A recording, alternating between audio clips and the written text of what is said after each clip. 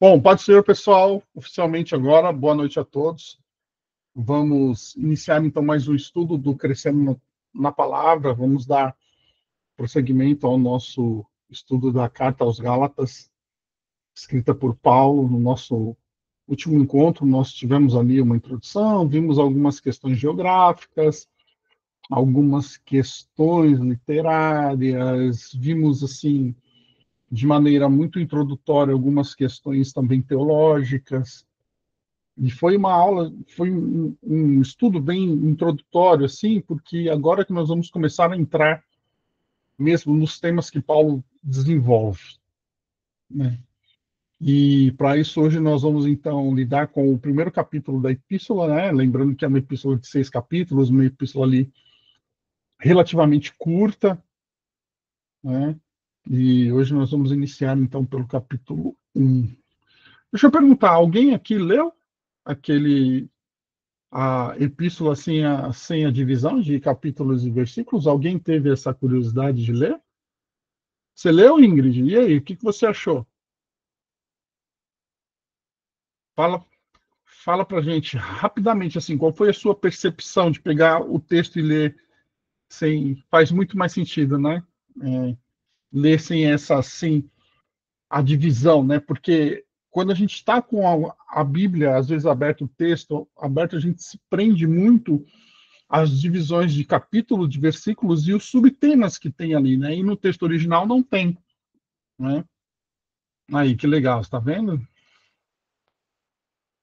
A Ingrid disse que fez muito mais sentido, viu? A gente tem uma ideia do todo, né? Não é, Ingrid? Viu? Viu só que legal, pessoal? Olha só, aí fica de incentivo para vocês lerem, então, tá? Se vocês quiserem, me mandem uma mensagem, eu tenho esse arquivo aqui no meu computador, mando para vocês. E vocês podem ler a carta toda assim, essa divisão é muito legal, tá? Sempre que eu posso, eu faço isso com os livros da Bíblia, é, não todos, né? Lógico. Eu te mando, Thaís, me lembra lá no WhatsApp, tá? Para eu não me esquecer, eu te mando. Sempre que eu posso, eu faço isso, pego a carta, ponho no computador, tiro toda a divisão e leio. A gente tem uma a nossa produção de sentido ela é diferente, realmente, né? E claro, não faço isso com toda a Bíblia porque eu não consigo. Eu estou me especializando em Novo Testamento, né? Eu comecei até uma nova pós-graduação em teologia do Novo Testamento agora, então estou fazendo isso com o Novo Testamento, né? Começando ali pelas cartas menores, as cartas que têm menos capítulos e depois avançando então para os livros do Novo Testamento que têm mais capítulos, né? Mas que legal, Ingrid. Obrigado por compartilhar conosco aí. Fica incentivo para vocês, tá bom? Para vocês lerem lá, que vai ser bem legal. Ah, e só lembrando também, pessoal, amanhã vai começar um novo estudo na nossa igreja, né? O estudo do Evangelho de Mateus, então toda terça e quinta, tá? Quem quiser acompanhar, muito bom. De quinta-feira nós temos o comunhão, então vá para o comunhão, que é uma bênção também, é muito bom. Depois você pega o vídeo no YouTube e acompanha. Mas de terça-feira, se você puder estar lá, esteja, porque é muito legal, tá? Bom, eu vou projetar para vocês, para nós iniciarmos, então.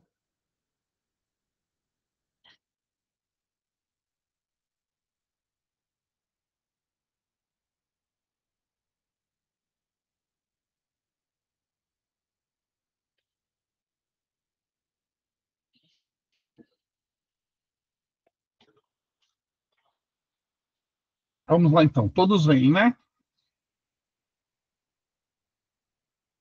Vamos lá. Então, é, vamos, logicamente, iniciar do início, né? Redundante falar isso, mas vamos lá. Então, primeiro nós vamos ver ali do versículo 1 ao versículo 5, tá? Que diz assim, ó, Paulo, apóstolo, não da parte de pessoas, nem por meio de homem algum, mas por Jesus Cristo e por Deus Pai, que o ressuscitou dos mortos. E todos os irmãos que estão comigo, as igrejas da Galácia.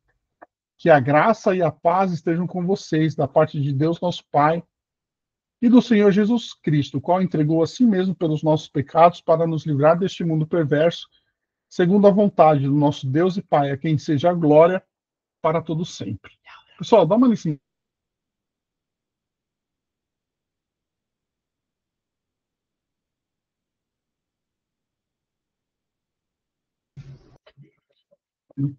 Então, aqui, pessoal, o que nós temos? Nós temos aqui os primeiros 5 versículos. E tem umas coisas bem interessantes para nós vermos aqui, porque Paulo, ele assina todas as suas cartas. Né? Esse é até um dos argumentos, porque não se acredita tanto a escrita de Hebreus a Paulo, porque Hebreus não tem a assinatura do seu autor, né? E Paulo, ele já começa, então, a carta aos Gálatas se apresentando como o quê? Como um apóstolo, né? E é muito importante a gente falar um pouquinho do porquê que Paulo faz isso, tá? A palavra apóstolos, né, do grego apóstolos mesmo, significa alguém enviado que recebeu de Cristo uma comissão especial. Né? Então, essa é uma das características. Daqui a pouco nós vamos ver outras características que, que de um verdadeiro apóstolo. Tá? E aí nós vamos falar um pouco mais sobre esse tema, porque esse tema ele é um tema importante, porque hoje em dia parece que tem uma briga ou uma vaidade nas pessoas quererem ser superiores aos outros.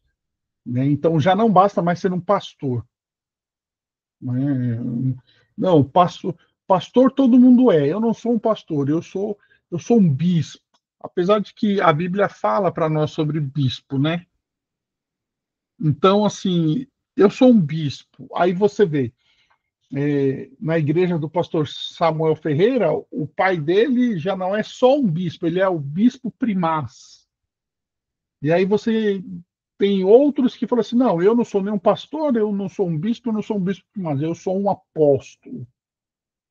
Né? E parece que as pessoas vão querendo galgar lugares mais altos para dizer que eles são mais especiais do que os outros. E nós vamos ver que, na verdade,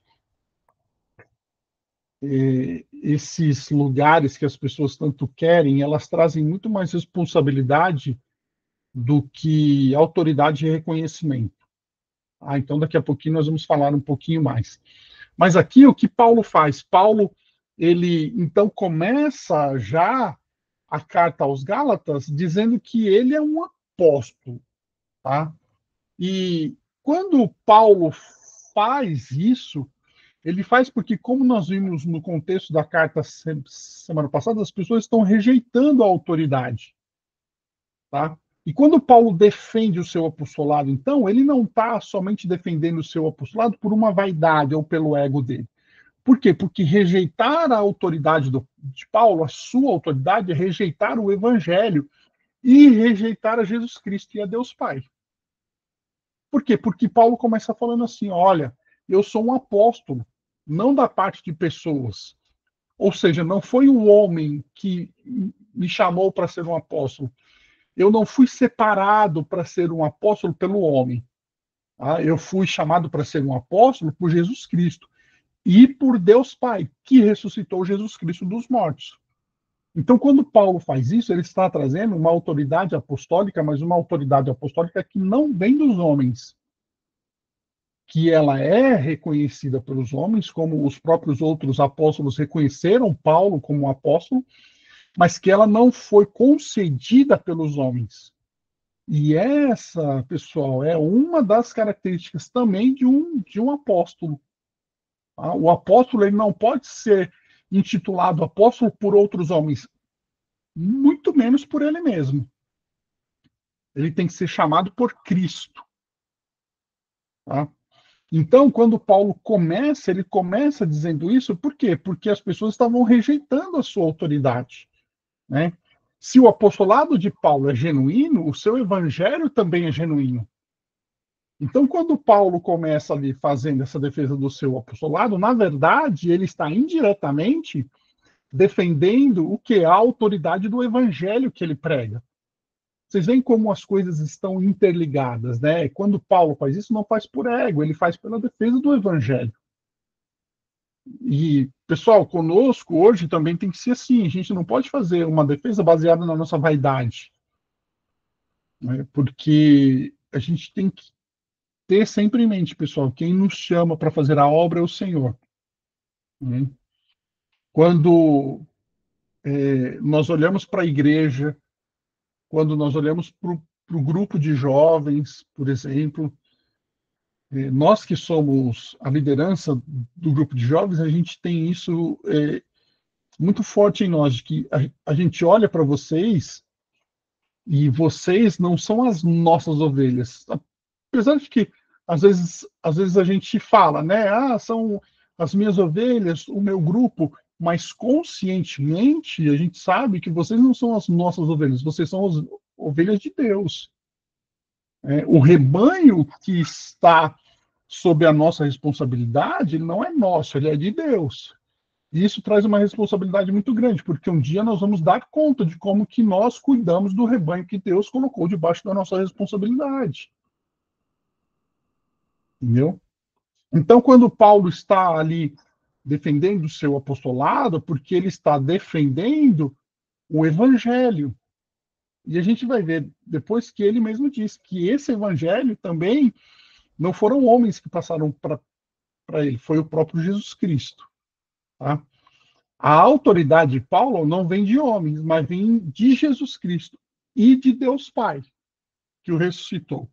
Então, quando Paulo faz isso, Paulo está nessa saudação que ele traz, já defendendo o seu apostolado, por conta da acusação que fizeram contra ele, de que ele não pregava um evangelho verdadeiro, de que ele não pregava, de que ele pregava um evangelho que vinha dos homens.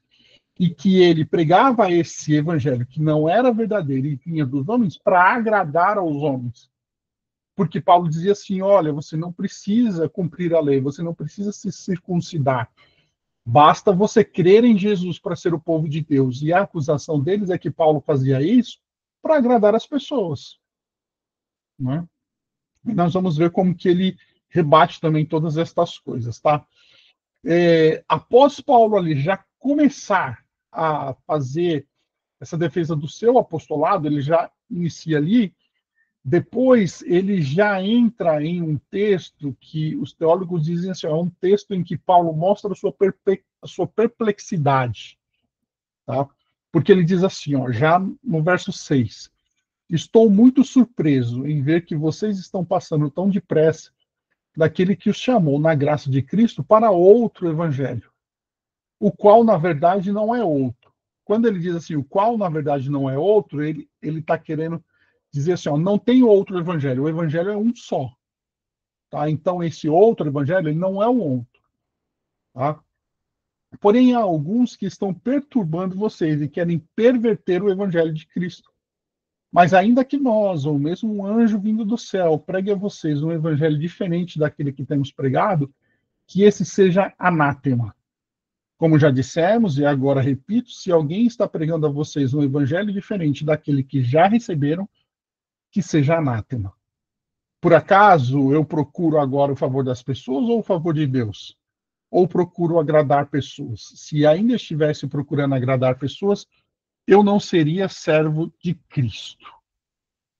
Bom, vamos lá. Aqui há um consenso na teologia de que Paulo não segue o padrão de saudação das suas cartas, tá? As saudações de Paulo geralmente têm uma ação de graças, uma doxologia e uma oração, como por exemplo Romanos, ó. Romanos, capítulo 1, de 8 a 10. Olha como que Paulo fala. Em primeiro lugar, por meio de Jesus Cristo, dou graças ao meu Deus por todos vocês, porque a fé que vocês têm é proclamada no mundo inteiro. Pois Deus, a quem sirvo em meu espírito no Evangelho de seu Filho, é minha testemunha de como nunca deixo de fazer menção de vocês em todas as minhas orações, pedindo que em algum momento, pela vontade de Deus, surja uma oportunidade de visitá-los. Então, geralmente, as cartas de Paulo, ele começa assinando as suas cartas, né? Em algumas cartas ele diz Paulo, prisioneiro de Cristo, Paulo, servo de Cristo. Ele usa até uma expressão, ele usa Paulo, o escravo de Cristo, né? Ali em grego é doulos, né? Nas suas cartas, e aí depois ele entra, então, com essa ação de graças, essa doxologia e uma oração por aqueles. Em Gálatas, Paulo não faz isso. Em Gálatas, Paulo já entra direto no assunto da epístola. Né? Ele não, é como se ele não preparasse.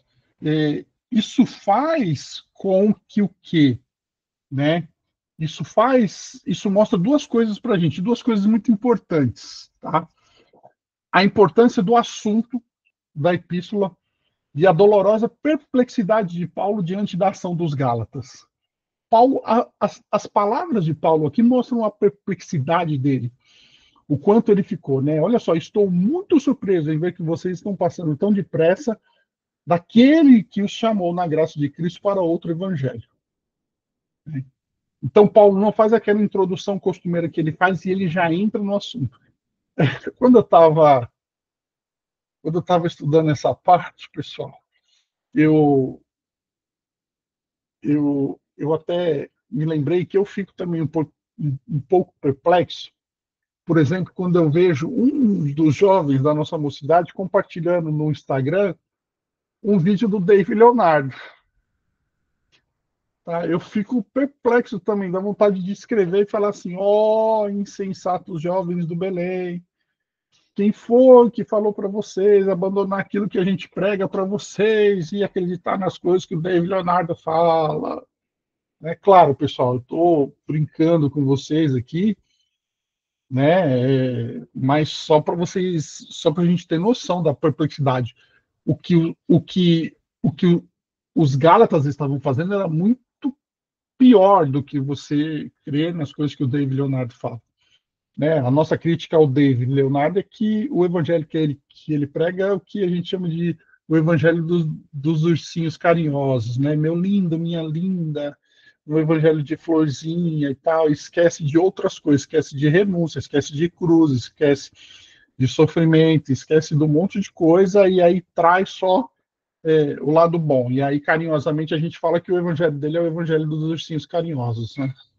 É um desenho muito antigo, não sei se vocês conhecem o. Então, aqui, quando Paulo ele traz estas palavras, Paulo já mostra a sua perplexidade do assunto. Por quê, pessoal? Porque o assunto era extremamente importante, tá bom? Nós vamos ver daqui a pouco que nós vamos entender daqui a pouco por que era tão importante Paulo tratar sobre isso. Tá? Nós vamos falar até um pouquinho sobre heresia. Eu estava conversando com a Tainá antes de vocês entrarem um pouquinho sobre heresia e nós vamos falar sobre isso. Ó. Quando Paulo traz isso, então, ele estava trazendo porque a essência do evangelho estava em jogo. Tá? Quando nós falamos de essência do evangelho, pessoal, nós precisamos entender que nós temos, às vezes, dentro do evangelho, algumas coisas. Nós temos a heresia, nós temos o desvio teológico, nós temos o erro doutrinário, tá? E nós não podemos colocar todos no mesmo pacote, tá bom? A heresia, ela é uma coisa muito séria, e heresia mexe diretamente com a essência do evangelho. E é exatamente isso que Paulo está tratando aqui, tá? Aqui, quando Paulo fala, então, sobre que os chamou, esse chamado que Paulo está falando aqui, que os Gálatas receberam, é um chamado interno, que é operado pelo Espírito Santo, tá? Por meio do qual o convite do Evangelho é aplicado ao coração e à vida das pessoas. Deixa eu ver, a Ingrid escreveu aqui, ó. Lendo a carta, achei o assunto bastante semelhante com o de Romanos em alguns pontos, falando sobre salvação, justificação. Mas em Gálatas parece ser um tom de repreensão, enquanto Romanos parece ser mais um ensino. Ingrid, é exatamente isso. É exatamente isso. É, vocês lembram que eu falei para vocês no nosso encontro passado que quando a gente pega assim as cartas de Paulo, nós falamos sobre a teologia de Paulo, não é?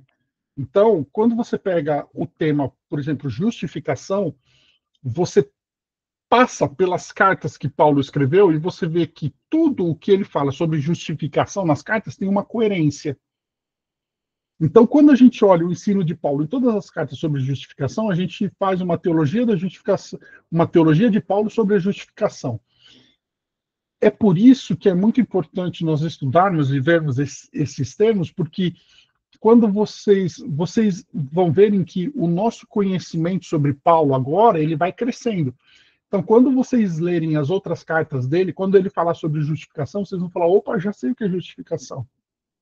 Porque ele não se contradiz, ele não pode se contradizer nas suas cartas. As cartas elas têm uma harmonia, elas têm uma coerência, né? E é exatamente isso, Ingrid. Aqui, Paulo traz realmente uma repreensão. Romanos, a gente fala que é a obra-prima de Paulo. Romanos ela é extremamente doutrinária. Romanos é o ensino grandioso de Paulo. Alguns teólogos até dizem que se não tivéssemos as outras cartas do Novo Testamento, nós poderíamos, a partir de Romanos, entender os 4 evangelhos, porque ali Paulo fala sobre justificação, Paulo fala sobre eleição, Paulo fala sobre regeneração, né?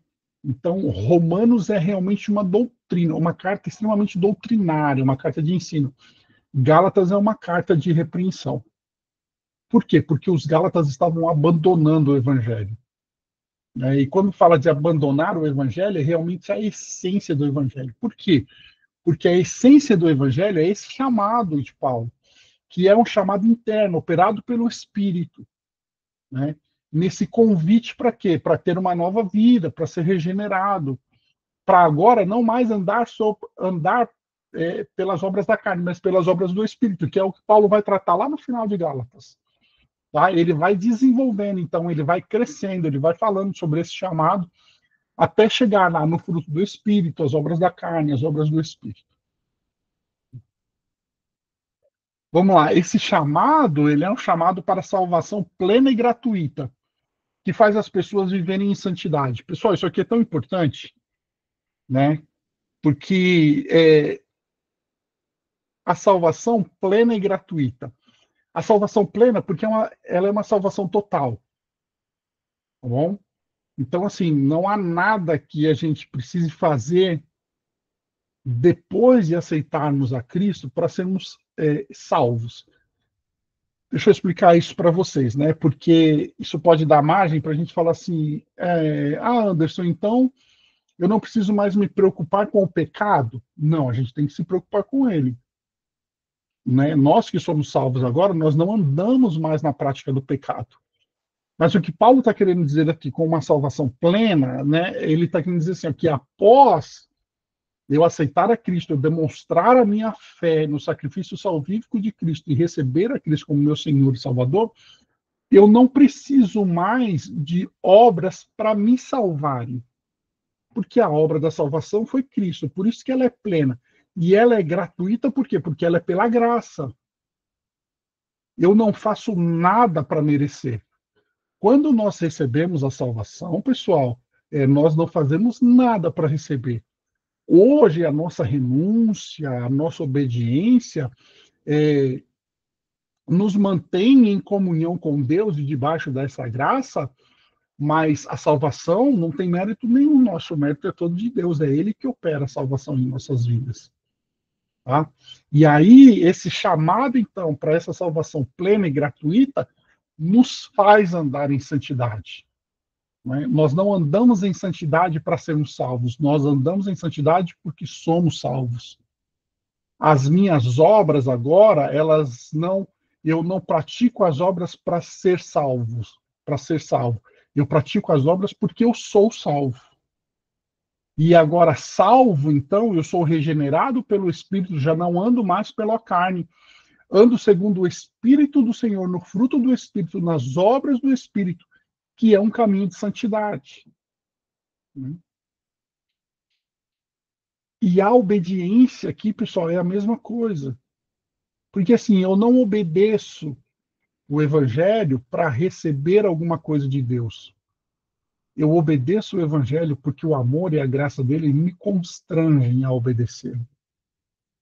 O que ele fez por mim é tão grandioso, é tão maravilhoso, que nada que eu faço possa retribuir aquilo que ele fez. Então, agora, o que é que eu faço? Eu ando em obediência, eu ando em santidade, para honrar o que Deus fez por mim. Vocês estão vendo como que a nossa percepção ela é diferente, ela é mudada. E é exatamente isso que Paulo está trabalhando com eles aqui. Porque vocês lembram que nós vimos no nosso encontro passado que os judaizantes queriam que os gentios se circuncidassem. Fala assim, não, vocês têm que se circuncidar e têm que fazer também algumas coisas da, da, das leis dietéticas, né, das leis alimentares deles, para vocês serem povo de Deus. Paulo está combatendo isso. Paulo está falando assim, não, não é isso. Tá? Os Gálatas estavam deixando o evangelho da justificação pela fé somente em busca de um evangelho que buscava a justificação pela fé e pelas obras da lei. Tá? Então, a gente não pode, de maneira nenhuma, trazer elementos da lei para tentar remendar alguns buracos que a gente acha que tem no Evangelho. Não, o Evangelho ele é completo. Esse chamado interno pelo Espírito, ele me traz uma salvação plena e gratuita. Então eu não preciso de mais nada da lei que venha de qualquer maneira tentar me justificar. E Paulo está combatendo isso, tá? E aí lá no finzinho, quando Paulo diz assim, ó, por acaso eu procuro agora o favor das pessoas ou o favor de Deus? Ou procuro agradar pessoas? Se ainda estivesse procurando agradar pessoas, eu não seria servo de Cristo. Que Paulo está querendo dizer assim, ó, eu não estou procurando agradar pessoas, dizendo para elas que elas não precisam mais de nada da lei, como vocês estão me acusando. Não, eu sou um apóstolo, chamado por Jesus, chamado por Deus Pai. E o evangelho que eu não recebi de homens, eu recebi diretamente de Jesus. E por isso, quando eu prego esse evangelho verdadeiro, eu estou procurando agradar a Deus e não aos homens. Né? Então, Paulo ele já começa a sua defesa aí. E aí, Paulo vai trazer, então, uma parte que é um pouco mais firme da parte dele, que é a palavra anátema. Tá? Anátema, pessoal, no grego, significa uma maldição, uma praga. Um homem amaldiçoado, destinado à mais terrível das tristezas e angústias. Olha só o que é que Paulo está fazendo. Então, e ele diz no verso 8 e no verso 9, né? Mas ainda que nós, ou mesmo um anjo vindo do céu, pregue a vocês um evangelho diferente daquele que temos pregado, que ele seja anátema. E depois, no verso 9, ele ainda diz de novo, como já dissemos, e agora repito: se alguém está pregando a vocês um evangelho diferente daquele que já receberam, que seja anátema. Ou seja, Paulo está dizendo assim, que ele seja um maldito.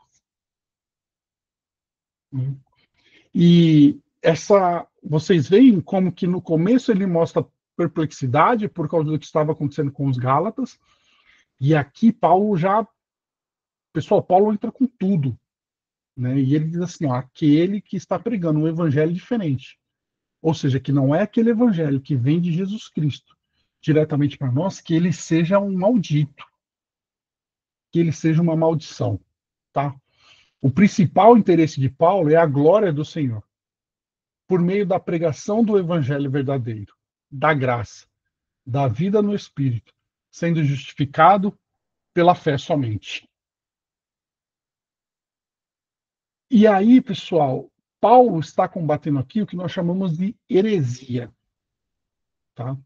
Porque se o principal interesse de Paulo é a glória do Senhor por meio da pregação do evangelho verdadeiro, que é um evangelho de graça, da vida no Espírito, pela justificação somente, ele está querendo dizer assim, ó, você não precisa de mais nada da lei. Você não precisa de um evangelho diferente. E aquele que pregar um evangelho diferente a esse, ele é anátema. Porque Paulo está ali combatendo aqueles que vêm contra a essência do evangelho. E é aqui, pessoal, que nós temos o conceito de heresia. Tá? Eu trouxe para vocês o conceito de um teólogo muito conhecido chamado Wayne Grudem. O Wayne Grudem diz assim, ó, heresia é qualquer ensino que contrarie diretamente as doutrinas essenciais da fé cristã. Tá? Então vamos lá. Grudem enfatiza que nem todo desacordo doutrinário é heresia, certo? Só quando se nega uma doutrina fundamental. Vamos lá, vamos pensar um pouquinho sobre isso.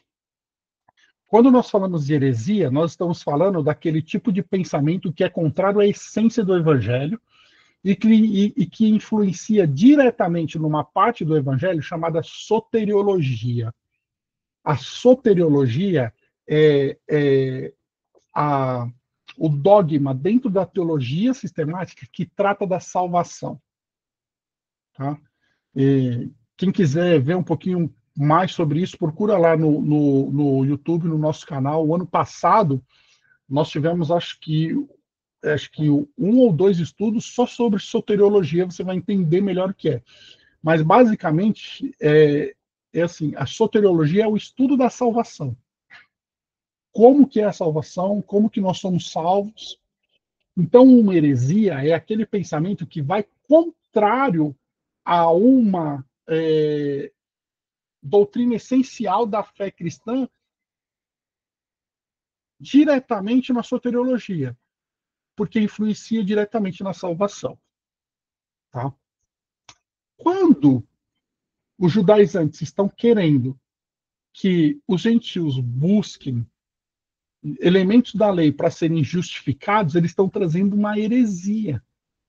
Porque isso vai influenciar diretamente a salvação dos gentios. Porque quando eu busco meios externos a mim ou internos a mim, nas minhas obras que eu pratico para me justificar diante de Deus, eu estou rejeitando o evangelho da graça. E quando eu rejeito um evangelho da graça, eu rejeito aquilo que Jesus Cristo fez. Porque se o sacrifício de Cristo na cruz é suficiente para me salvar, e ele é, então eu não preciso de mais nada para obter a salvação ou a justificação. Então, todas as vezes que eu busco, de alguma maneira, me justificar diante de Deus para a salvação, eu me torno o quê? Um herege. Vocês conseguem compreender a complexidade do que Paulo está tratando? Dá para vocês entenderem a profundidade do que ele está combatendo? É isso que Paulo está tratando ali, que é diferente, pessoal, por exemplo, de um erro teológico. Tá bom? Um exemplo de erro teológico. Tá? Vamos lá, calvinistas e arminianos, certo? Os calvinistas creem que a ação da graça ela é irresistível, ou seja, quando a graça age na vida de uma pessoa, a ação da graça, o homem não pode resistir à ação da graça. Os arminianos creem que o homem pode resistir à ação da graça, ele pode falar não à ação da graça. Tá? Isso, pessoal, não é uma heresia, isso é um erro teológico. Quer dizer, nós dizemos que os calvinistas têm um erro teológico aí, e os calvinistas dizem que nós temos um erro teológico, tá? Isso influencia diretamente na salvação? Não. Por quê? Porque os dois creem que a salvação é pela graça. eles divergem na maneira como a graça atua. Tá? Então, isso não é uma heresia, isso é um erro teológico, tá? Porque não influencia diretamente na salvação da pessoa, tá bom? Então, essa é a diferença entre uma heresia e um erro teológico. Isso é importante, pessoal, porque senão nós vamos sair chamando todo mundo de herege. Então, qualquer pessoa que, às vezes, tem uma divergência teológica conosco, a gente vai falar assim, você é um herege. Não é. E o herege é aquele que tem um pensamento contrário a uma doutrina fundamental da fé extremamente ligada à soteriologia, porque vai influenciar o quê? Vai influenciar a salvação da pessoa, tá? Aí, vamos lá, vamos continuar. Aí, depois que Paulo, então, passa por essa parte que é um pouco mais densa ali, que ele mostra a sua perplexidade, que ele chama aqueles que pregam um outro evangelho de anátema, Paulo, ele começa a falar, então, sobre o evangelho que ele pregou, que ele prega. Né? E aí, do verso 11 ao verso 17, então, ele faz uma defesa desse evangelho, indiretamente, porque ele está ainda fazendo também uma defesa do seu apostolado, tá? E ele diz assim, mas informo a vocês, irmãos, que o evangelho por mim anunciado não é mensagem humana, porque eu não recebi de ser humano algum, nem me foi ensinado, mas eu recebi mediante revelação de Jesus Cristo. Porque vocês ouviram qual foi no passado o meu modo de agir no judaísmo. Como de forma violenta eu perseguia a igreja de Deus e procurava destruí-la. E na minha nação, quanto ao judaísmo, levava vantagem sobre muitos da minha idade, sendo extremamente zeloso das tradições dos meus pais. Mas quando Deus me separou, antes de eu nascer, e me chamou pela sua graça, achou por bem revelar seu filho em mim, para que eu o pregasse entre os gentios. Não fui imediatamente consultar outras pessoas, nem fui a Jerusalém, para me encontrar com os que já eram apóstolos antes de mim. Mas fui para as regiões da Arábia e voltei outra vez para Damasco. Então, aqui, pessoal, Paulo começa a fazer uma defesa do seu apostolado ao fazer uma defesa também do evangelho. Porque, como nós vimos, o apostolado de Paulo está ligado diretamente ao evangelho. Porque se ele recebeu esse apostolado de Cristo, o evangelho que ele recebeu também tem que ser de Cristo. Não pode ser de homens, tá? Esse evangelho que Paulo prega não é uma invenção humana. Assim como o chamado para ser apóstolo também não foi feito por homens. Ele liga diretamente o evangelho que lhe foi revelado ao chamado divino que tem para ser apóstolo. E aqui vamos falar um pouquinho, então, sobre as características de um apóstolo. Tá? Vamos lá. Primeiro, um apóstolo tem que ver o Cristo ressurreto.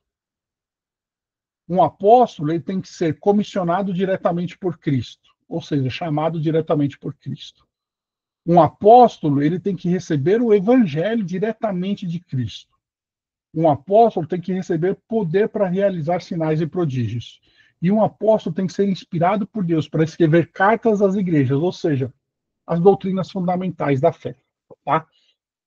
Se vocês forem procurar um pouquinho mais, tem algumas outras características também de um apóstolo, mas porque um apóstolo também é aquele que planta igrejas, que inicia igrejas onde não se tem igreja, tá bom? Não é assim, eu vou para os Estados Unidos abrir uma igreja em Miami, então eu sou um apóstolo. Não. O apóstolo também ele tem que abrir igrejas onde não tem igrejas, tá? Para ser considerado. Mas nesse caso aqui, nós vamos tratar somente dessas 5. Tá? Vamos lá. Ver Cristo ressurreto. Paulo viu Cristo ressurreto? Viu. Quando ele teve um encontro com Cristo na estrada de Damasco, ali ele viu Cristo ressurreto. Tá? Paulo foi chamado diretamente por Cristo? Sim, Paulo foi chamado diretamente por Cristo. Né? Nós vamos ver daqui a pouco o próprio relato que ele faz da sua conversão. Ele diz que Cristo se revelou para ele. Paulo recebeu o evangelho diretamente de Cristo? Sim. Tá? Se nós voltarmos aqui um pouquinho, é melhor ir para frente. Vamos lá. Lá no final, no verso 17, quando ele diz assim, nem fui imediatamente consultar outras pessoas, nem fui a Jerusalém para me encontrar com os que já eram apóstolos antes de mim. mas fui para as regiões da Arábia e voltei.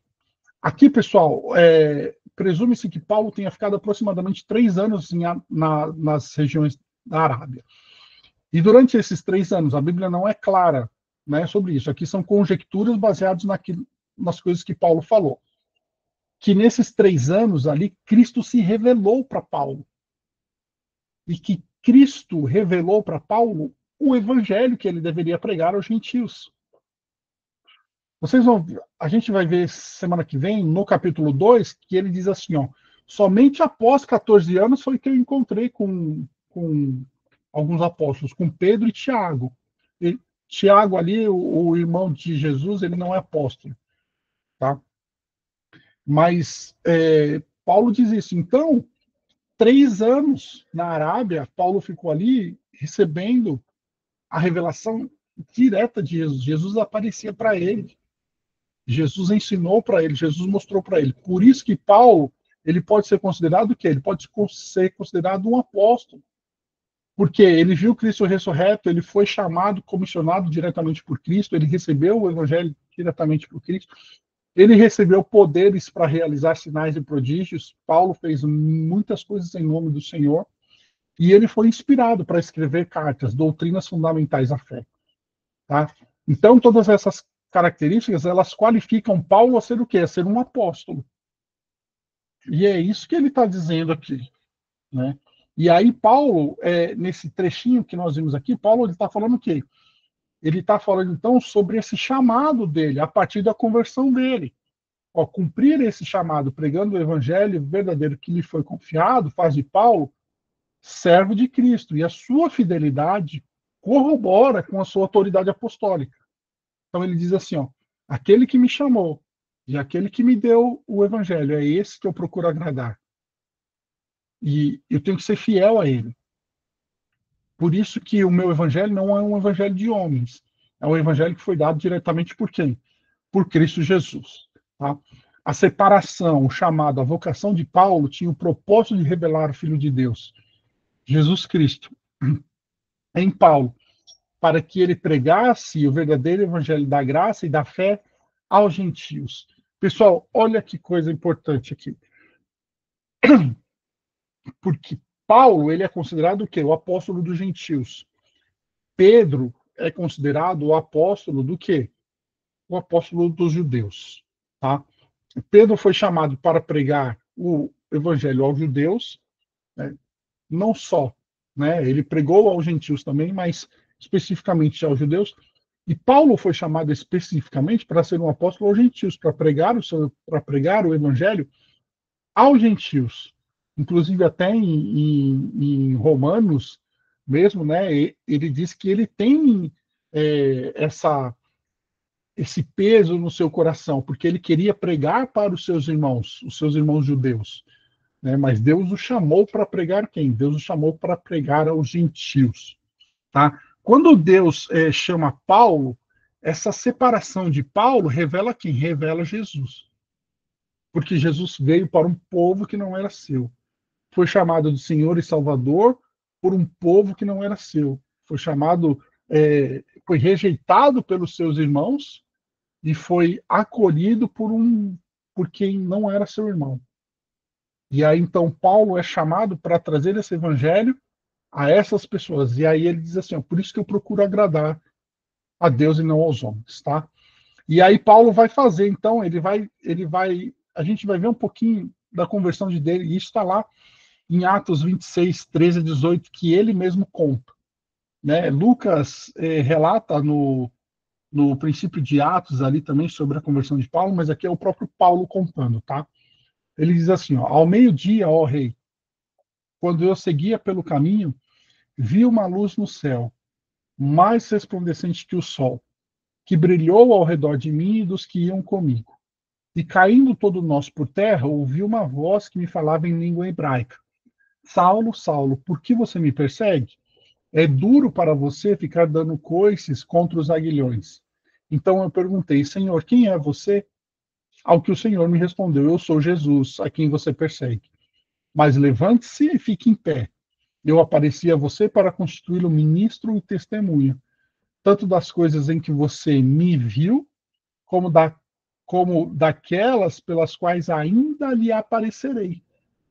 Vou livrar você do seu próprio povo e dos gentios, para os quais eu o envio, para abrir os olhos deles e convertê-los das trevas para a luz e do poder de Satanás para Deus, a fim de que eles recebam remissão de pecados e herança entre os que são santificados pela fé em mim. Então, Paulo faz o quê, pessoal? Paulo, ele